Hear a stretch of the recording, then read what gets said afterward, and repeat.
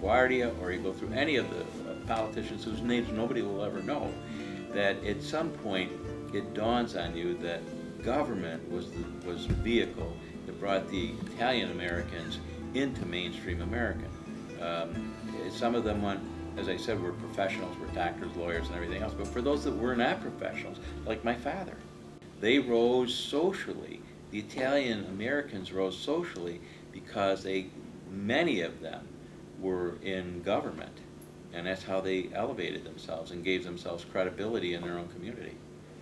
It is really the opportunity to run for office that I believe elevated the Italian Americans, whether it was in New York City Council, or whether it was in Monroe County or any place else like that. That's the one thing that allowed you to gain status without being a professional person. Neighborhoods then were very ethnic. You could very well live your entire life on 3rd Street and 1st Avenue and not hear any English, not hear any other languages. Our butcher store was Don Michelangelo. That's where they got the meat. Don D'Angelo was the grocer. He owned the grocery store. We had all these service stores, the fruit markets and things like that, all Italians. And the Jewish people went to the Jewish stores, which were along 2nd Avenue. From 1st Street to 7th Street was this mix of Italian and Jewish. On 7th Street was Polish, and it was heavily Polish for 3 blocks. Then 10th Street was Ukrainian. It was a very insular community in many respects. As I said, you were either Italian and Irish, or you were Greek. You didn't travel beyond those boundaries. And if you did, you went to visit a relative who lived in another part of the city that was pretty much the same as yours. You know, if you went to Brooklyn and Bensonhurst, if you had cousins there, everybody there looked like you. If you went to Bay Ridge, everybody looked like you. We didn't really interact much. When I grew up, you know, we played football in the middle of the street with Irish kids and German kids, and it was what I call a melting pot. So it wasn't totally Italian. Now, when I went to school, I went to a parochial school, Our Lady of Pompeii Parish School. Everybody in that class was Italian.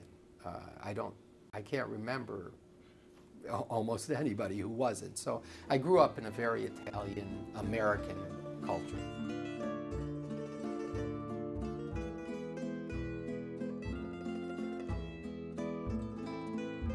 There was a little animosity with the Irish. You know, they forgot that they went through the same thing when they came here. You know, everybody looked down on the Irish Catholics, and they gave them a hard time. When I was in my teens, we had young people that had fights and so on. So I went to this group that was having a dance on Valentine's Day. Some of the Italian fellas wanted to have fights with the Jewish fellas, and I was hanging around with the Jewish fellas. So when they came in, they thought that I was Jewish, and I, being too proud to say anything other, I went outside to fight with them, and I fought with the first one, and then I fought with the second one, and then somebody hit me from behind. I hope it wasn't an Italian, but he hit me from behind. I then became unconscious and sustained a good beating, a very good beating, and some passerbys who happened to be Irish said, "Let's help beat this Jewish guy." Me.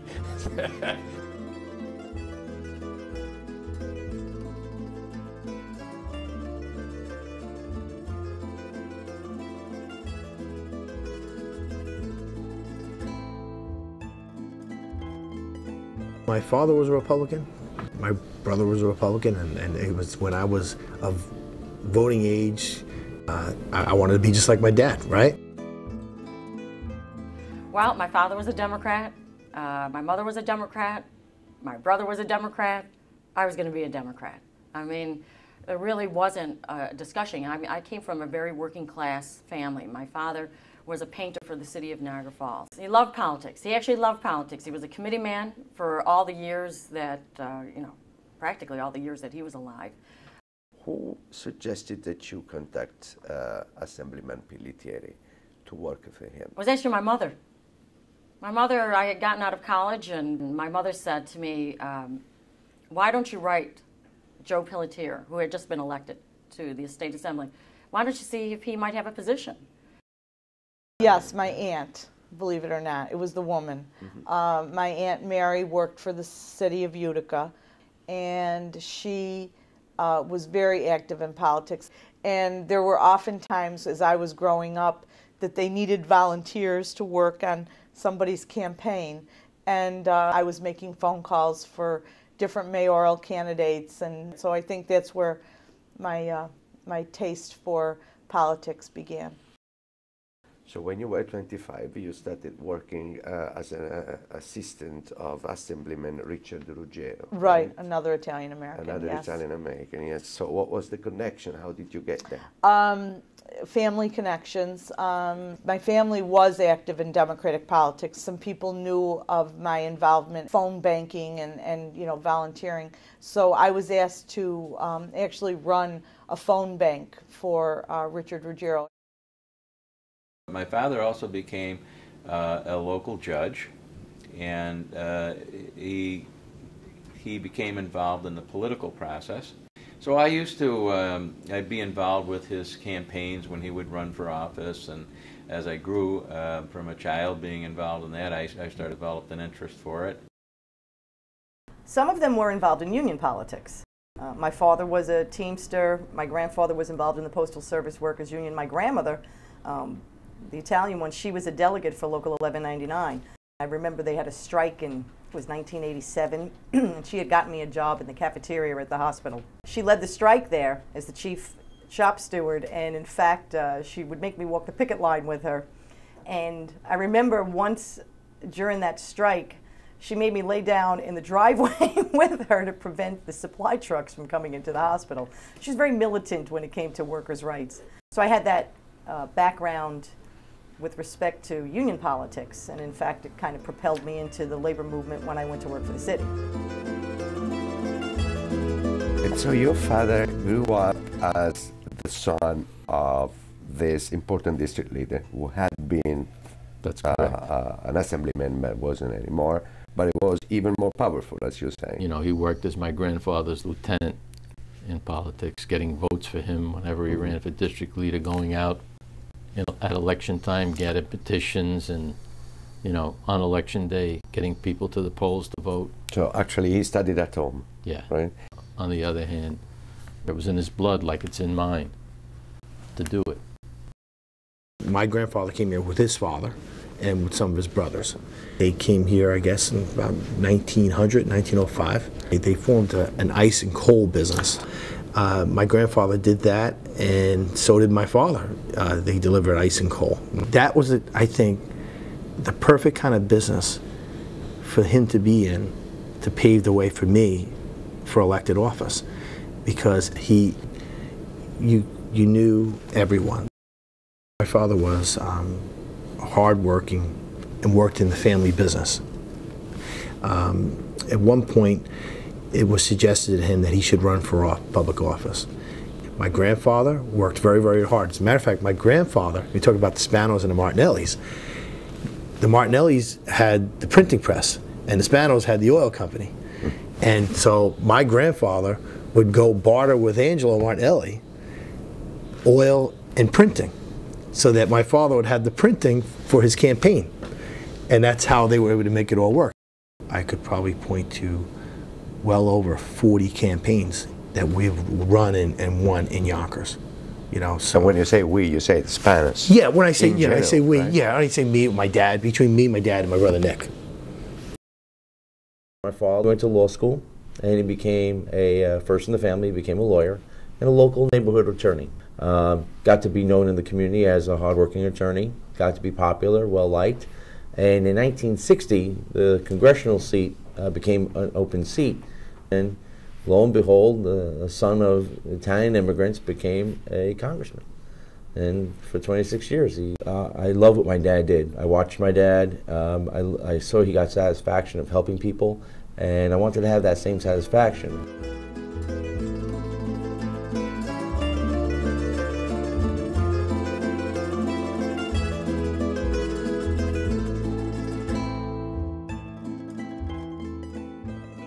Nothing at all. Strictly get up 4 o'clock in the morning, have his coffee, and light up a cigarette, and cough like hell, and woke up everybody in the house. Yeah. That was his routine every single morning. So where did this political passion come to you? Okay, that came about by the friends that we're palling out with, all of the group did. So the first one in our group graduated college, and it was a lawyer, and that was Nicholas Ferraro. Nicholas Ferraro became a senator. He got elected senator, and he got us involved in politics. No, they hated it. They hated it. Hated it. Didn't know why I'd get involved in it. So when I was interested in running, one prominent family that helped me in my hometown was Italian-American, the Signoracci family. And in fact, the grandson is now interning in my office here. But Ralph Signoracci at the time was involved in Democratic politics in my hometown. He was one of the first fellows that said, "You should run. We think you can win with a lot of work." And I had the people that ran my grandparents' bar and grill and restaurant, Gristini, was prominent too, and he said, "You've got to do this." So there were some Italian Americans involved, even initially when I ran.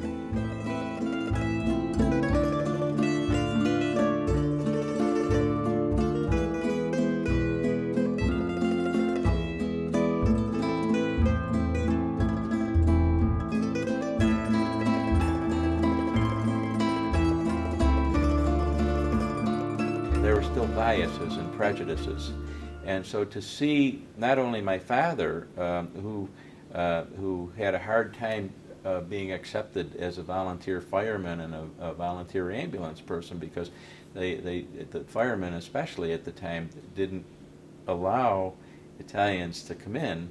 To see him overcome some of these obstacles of prejudice and bias also inspired me to get involved in politics as well. So interestingly enough, all of the political fights that my grandfather had were against Jewish candidates.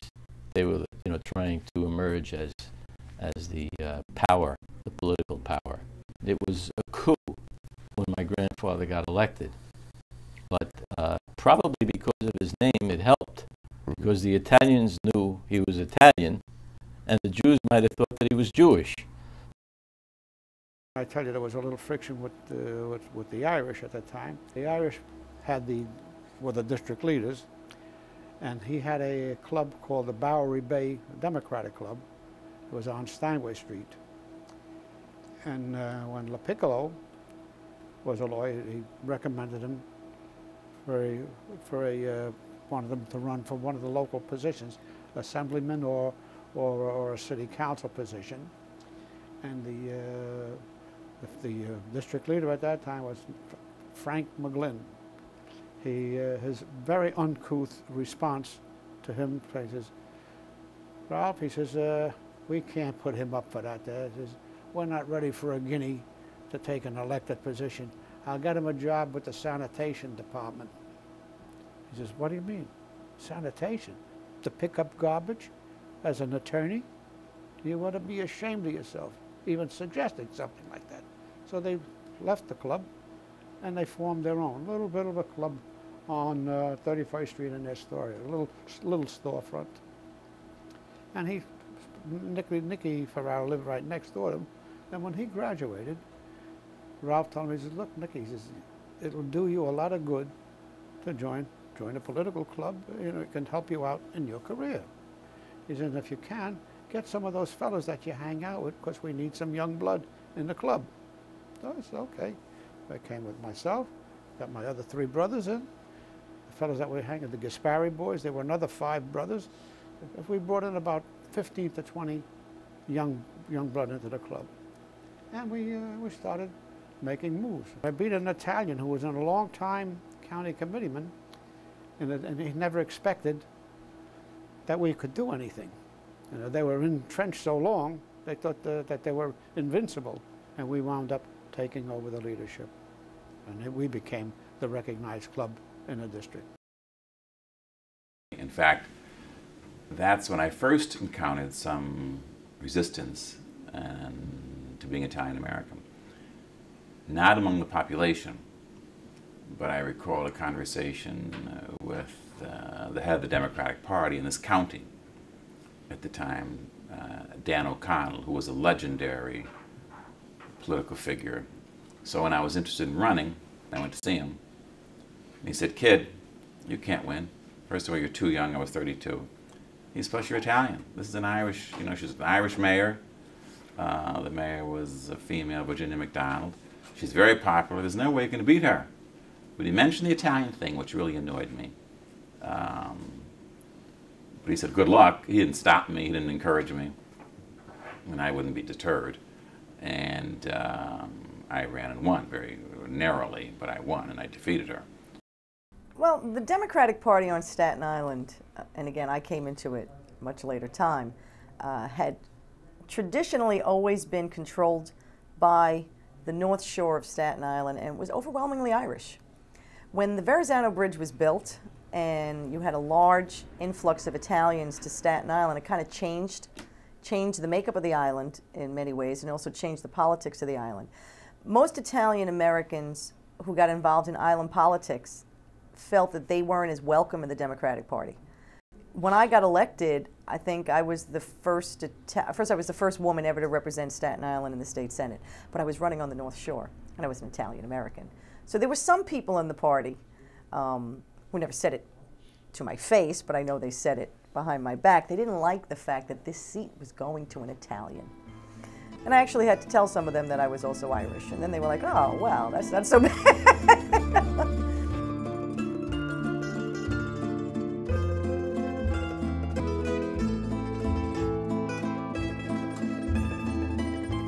So you could do it. You could do it. The ethnic background helps. When Alphonse took on Senator Jacob Javits, he virtually had no support, none. I think he went to Syracuse University. We would travel by plane upstate. At the airport, we would be met by an alumnus of Syracuse College, a Conservative Party member, and an Italian American. Whether they were in a group, whether they were Sons of Italy, whatever they were. And those were the people that supported him.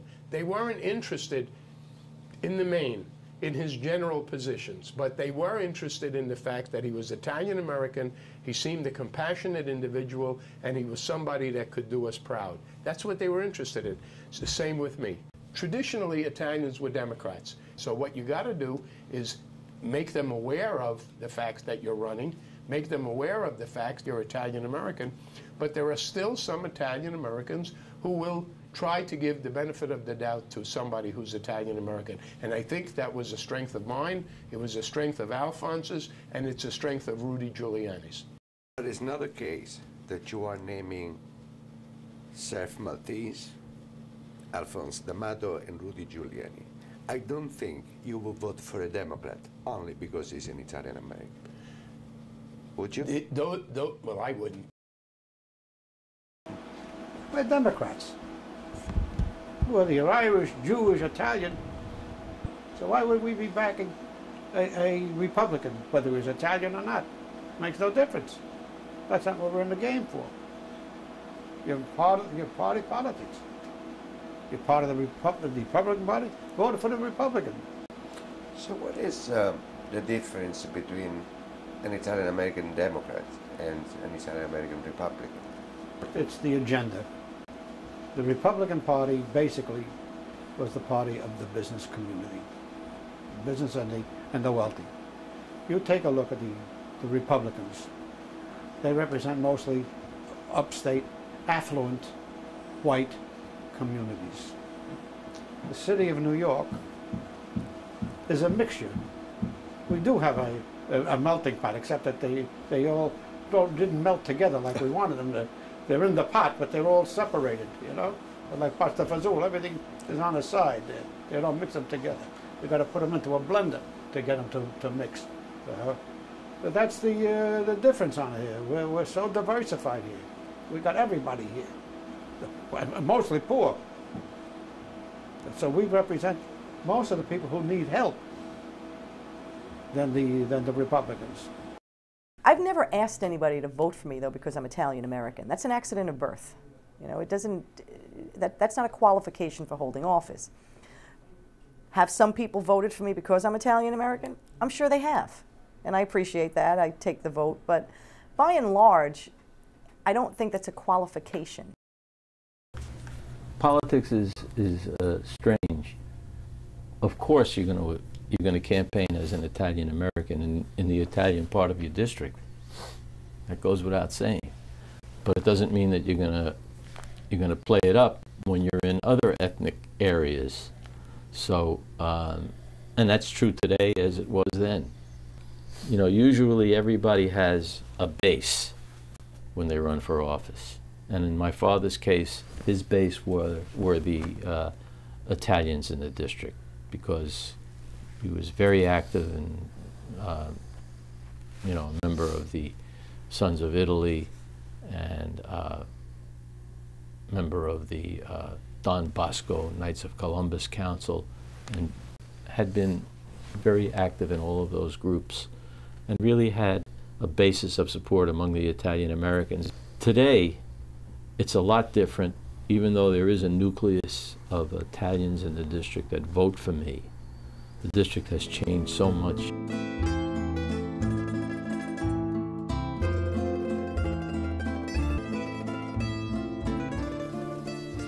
So what does it mean to be a Republican for you?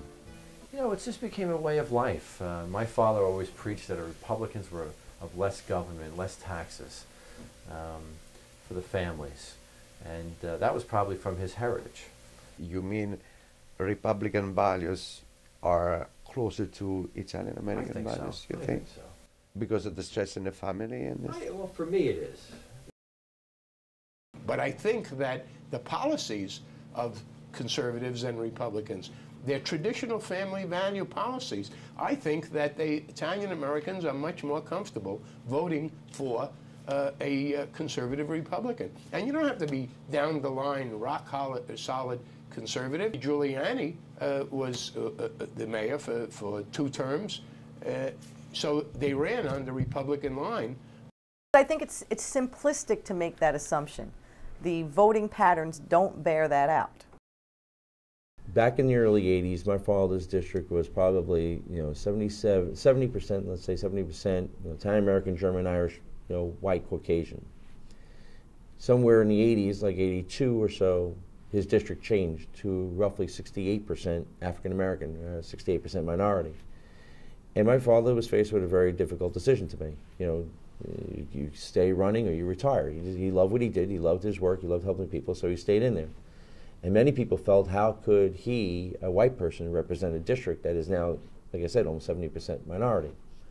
And thankfully so, he won 2 subsequent elections. He was gearing up for a 3rd one. Unfortunately, he passed. You have to adapt.